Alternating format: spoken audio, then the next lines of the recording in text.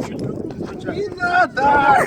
Вот, а теперь прижимай! Не, стой, стой, стой, стой, стой, я сейчас взорвусь нахуй. Ну, что ты? Да подожди, скорость сбить.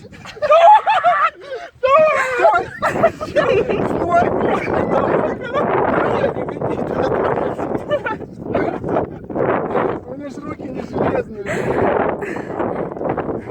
Ох ты, ладно. Ну что, как ощущение? Отлично! Сейчас твоя очередь. Нет.